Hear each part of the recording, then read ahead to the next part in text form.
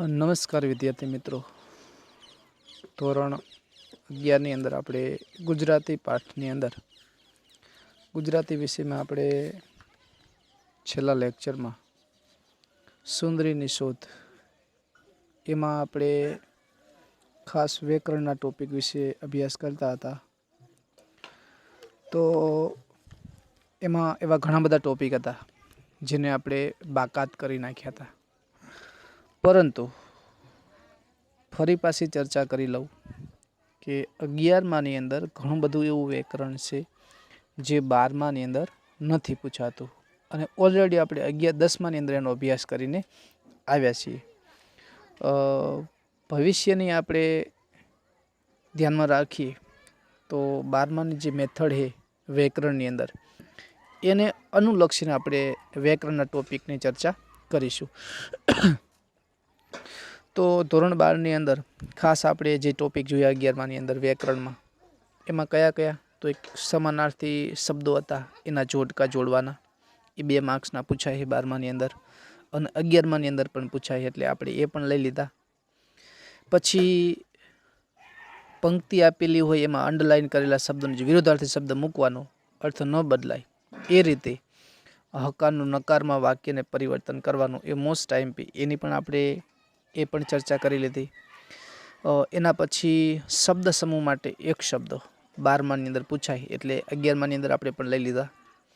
એના પછી તળપદા શબ્દો, એ પણ 11માની અંદર ટિપ્પણી જોયા તો એની સાથે સાથે ચર્ચા કરતા હતા, એ પણ આવી ગયા.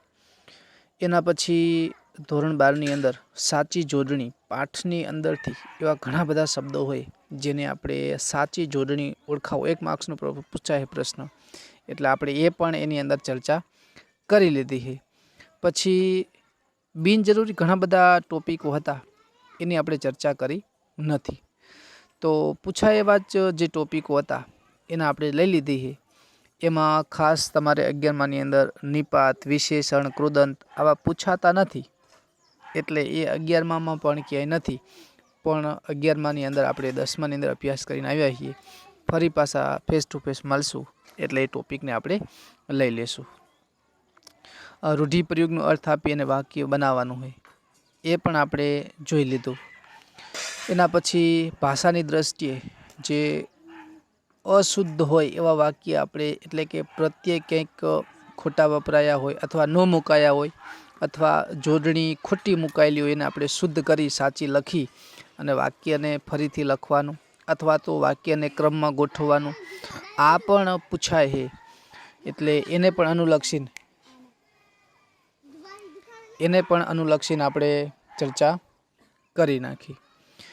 સાદા અને સંયુક્ત વાક્યો એ 11મામાં ક્યાંય પૂછાતા નથી, પરંતુ એકદમ સાદા છે, સરળ છે અને આવડેવા છે, એટલે એની આપણે ચર્ચા ફેસ ટુ ફેસ મળશું એટલે એ 11માની અંદર પૂછી નાખશું, એટલે 12માની અંદર એનો મહાવરો સારી રીતે થઈ શકે. હવે ખાસ ટોપિક આપણે જે અત્યારે જોવા જઈ રહ્યા છીએ, એને પ્રશ્ન નંબર જે 17મો છે વ્યાકરણમાં, આપણે એને તમને એક ફકરો આપેલો ગદ્યખંડને, એને વિચાર ક્રમ, એટલે જે રીતે પાઠની અંદર આપવામાં આવ્યો હતો એ રીતે આપણે પાઠના વાક્યોને ક્રમમાં ગોઠવવાના છે.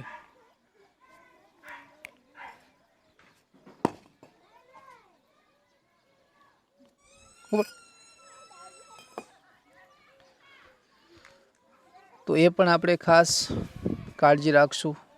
તો એની અંદર 12માની અંદર પ્રશ્ન નંબર 72-73 એ પણ ફકરો તમારો પૂછાય છે. તો એ પ્રશ્નને આપણે જોઈએ તો પાઠની અંદર સ્વાભાવિક હોય કે ફકરો આપણે વાંચીએ એટલે આપણને ઓલરેડી ખબર પડી જાય, 90% આપણને ખબર પડી જાય કે વાક્ય પહેલું કયું આવશે. તો આને આપણે ક્રમે ક્રમે તેના 4 ભાગ સમયે સમયે કરીને 7 વાર વાંચ્યા અને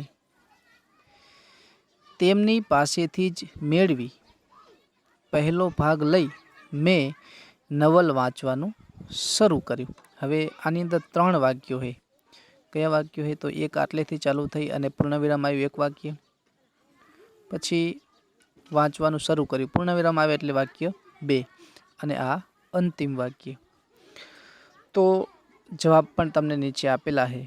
तो ज्यां पूर्णविराम आवे त्यां एक वाक्य पूरुं थाय, एटले ए पण आपणे खास ध्यान राखशुं। त्यां सुधीनुं चेन्ज हशे, एना सिवायना कटका मूकेला हशे नहीं।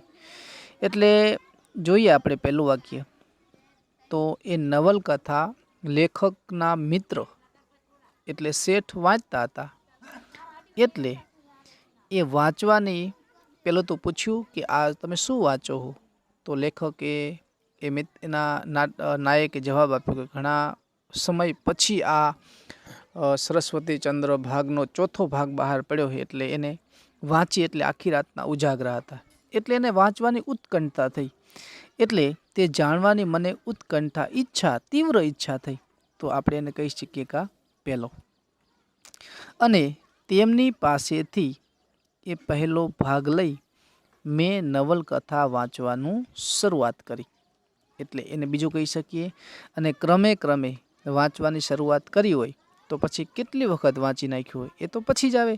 તો ક્રમે ક્રમે તે ચારે ભાગ સમયે સમયે કરીને યોગ્ય સમય પાછળ આપીને 7 વખત એ નવલકથા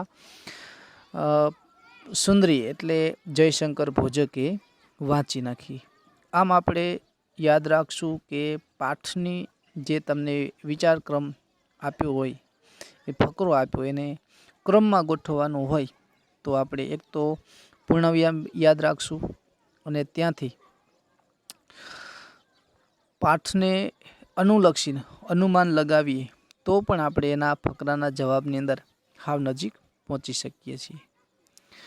હવે એના પછી ફકરો નંબર 2 આની ચર્ચા કરીએ તો હું તો અલૌકિક સૃષ્ટિમાં વિહરવા લાગ્યો। એના અભ્યાસ માટે,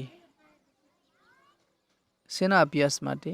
તો સરસ્વતી ચંદ્ર ના જે સરસ્વતી મહાનવલકથાના જે 4 ભાગ વાંચ્યા એમાં એમને સૌથી વધારે પ્રિય પાત્ર હતું, એ પાત્ર હું સારી રીતે ભજવી શકીશ એના અબરખા હતા, એટલે એ સારી રીતે એ પાત્રને કાચની સામે જઈ અને પોતાની રીતે એ અભિનય એને શરૂ કર્યો હતો।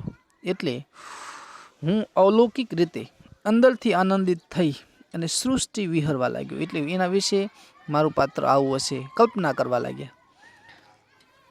એના અભ્યાસ માટે મેં એક નવી રીત શોધી કાઢી।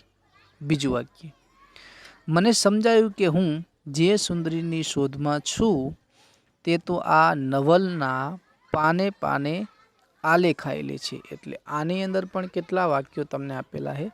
તો 3 વાક્યો આપેલા છે। એને આપણે ક્રમમાં ગોઠવીએ તો પહેલું તો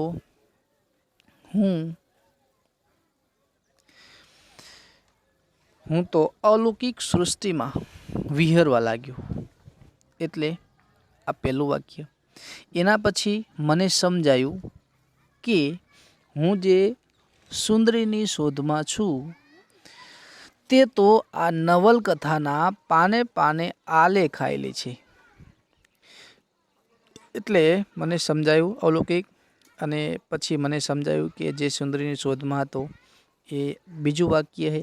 અને છેલ્લે બાકી રહ્યો હોય એટલે કહ્યું એના અભ્યાસ માટે મેં એક નવી જ રીત શોધી કાઢી। કઈ? તો અરીસાની સામે ઊભા રહી અને એ પાત્રને ન્યાય આપવા માટે સંવાદો પોતાની રીતે રજૂઆત કરે અને પોતે એના દિગ્દર્શક બની શકે। એના પછી વિદ્યાર્થી મિત્રો આપણે નંબર 3 જોઈએ। આનો અભ્યાસ તમે લખીને કરજો તો વધારે સરળ રહેશે। બીજા ઘણા બધા પાઠમાંથી ફકરા લઈ અને આપણે એને અભ્યાસ કરી શકીએ। તો નંબર 3, અંતરનું પ્રતિબિંબ પાડતો અરીસો બોલતો હતો। આ એક એ સૌભાગ્ય સુંદરી કે કુસુમ સુંદરી? એ લહેકો.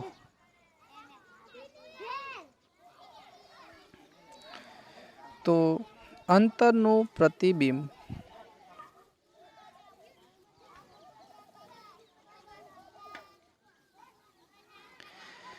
પ્રતિબિંબ પાડતો અરીસો બોલતો હતો. એક વાક્યને કહી શકીએ આપણે. પછી એ સૌભાગ્ય સુંદરી કે કુસુમ સુંદરી? પ્રશ્ન ચિહ્ન એટલે બે કહી શકીએ. એ લહેકો, એ અભિનય, એ કામણ ત્રણ કહી શકીએ. આ જયશંકર નથી. પૂર્ણવિરામ કે અલ્પવિરામ આવ્યું એટલે વાક્ય પૂરું થઈ ગયું.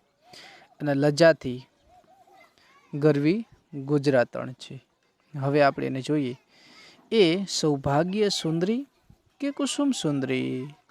અંતરનું પ્રતિબિંબ પાડતો અરીસો બોલતો હતો. આ જયશંકર નથી. પણ શું હે? તો કે લજાથી ગરવી ગુજરાતણ છે. એ લહેકો, એ અભિનય અને એ કામણ. તો આવી રીતે આપણે જેને ફકરો તમને આપેલો હોય એને ક્રમમાં ગોઠવવાના હોય તો એને પૂર્ણાંક કે અલ્પવિરામ એ આપણે ખાસ રાખીશું. અને ફકરાને 2 કે 3 વખત આપણે એને વાંચી લઈએ તો એના જવાબની હાવ નજીક આપણે જઈ શકીએ. 5 માર્ક્સનું પૂછાય છે એટલે એનો અભ્યાસ વારંવાર પુનરાવર્તન થાય એનું આપણે ખાસ અત્યારથી કાળજી રાખશું તો 12માની અંદર સારા એવા એની અંદર માર્ક્સ આપણે મેળવી શકીશું. વિદ્યાર્થી મિત્રો, આ તો આપણું સુંદરીની શોધ, એની અંદર સમાયેલું વ્યાકરણ, એની આપણે વિગતવાર ચર્ચા કરી. આ પાઠની અંદર તમને કાંઈ પણ પ્રશ્ન હોય તો એ પ્રશ્ન મને ફોન કરીને અથવા વોટ્સઅપની અંદર એની રજૂઆત તમે કરી શકો. આના પછીના લેક્ચરની અંદર આપણે એક સરસ મજાનો લોકગીત વનમાં ચાંદલિયો ઉગ્યો તેના વિશે અભ્યાસ કરીશું. પણ ખાસ સૂચના કે જ્યારે શાળા ચાલુ થશે ત્યારે હું તમારી પાસેથી પાકી નોટ ફરજિયાત માંગીશ. એટલે પહેલા પાઠથી લઈ અને જેટલા આપણા પાઠ ચાલશે એની અંદર તમામ પ્રશ્નો અને જેટલું મેં વ્યાકરણ ચલાવ્યું એ સાથે સાથે તમે લખતા રહેજો. અને વચ્ચે મને યોગ્ય લાગશે, સમય મળશે અથવા મને એમ થશે કે બધા વિદ્યાર્થીઓની પાકી બુકના ફોટા મને મોકલવાના, ઉપર તમારું નામ લખી સહી કરી, તો એ પણ હું મંગાવીશ. એટલે તમારી પાકી નોટ છે એ પણ તૈયાર રાખજો. અસ્તુ વિદ્યાર્થી મિત્રો.